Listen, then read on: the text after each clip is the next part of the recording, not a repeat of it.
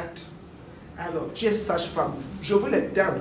Vous, les sages-femmes qui nous suivez, arrêtez le langage de l'ancien temps. Vous êtes des sages-femmes, vous devez avoir le langage scientifique. Et là, la tête est totalement sortie. Maintenant, qu'est-ce que la sage-femme doit normalement faire? La sage-femme doit utiliser l'index et le major, le mettre sur le cou. On fait ça. Elle arrête. Une fois que la tête est totalement sortie, c'est là où je dis aux étudiants, la sage-femme ne panique pas.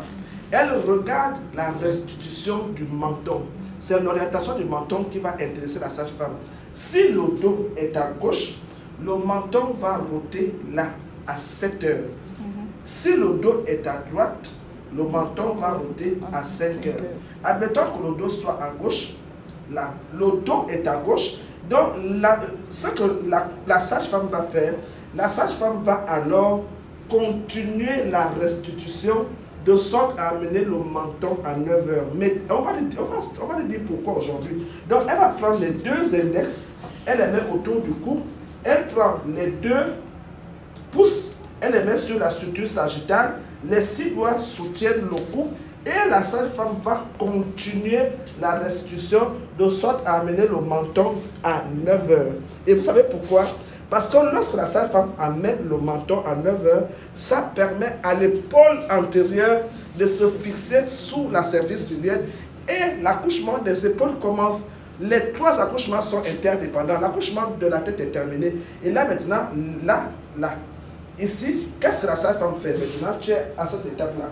Qu'est-ce que la sage-femme fait? Dites ce que vous allez faire maintenant. Et est-ce que tu sais que le fait que tu aies amené la nuque de ce côté, le menton à 9 heures, tu as amené la nuque à 3 heures. Ça te permet d'avoir la nuque sur le même plan du dos. Tu le sais. Parce que si tu le fais dans le sens inverse, qu'est-ce que tu risques? Qu'est-ce qu'elle risque? Non, elle risque de créer à l'enfant une élongation du plexus brachial.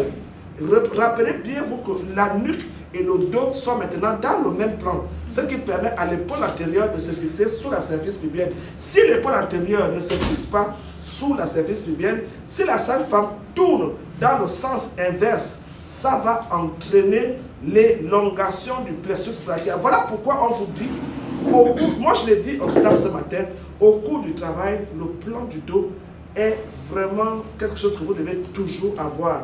Vous ne voulez pas faire l'accouchement sans connaître le plan du dos. Et maintenant que vous avez amené le menton à 9 heures et la nuque à 3 heures dans le plan du dos, qu'est-ce que tu fais?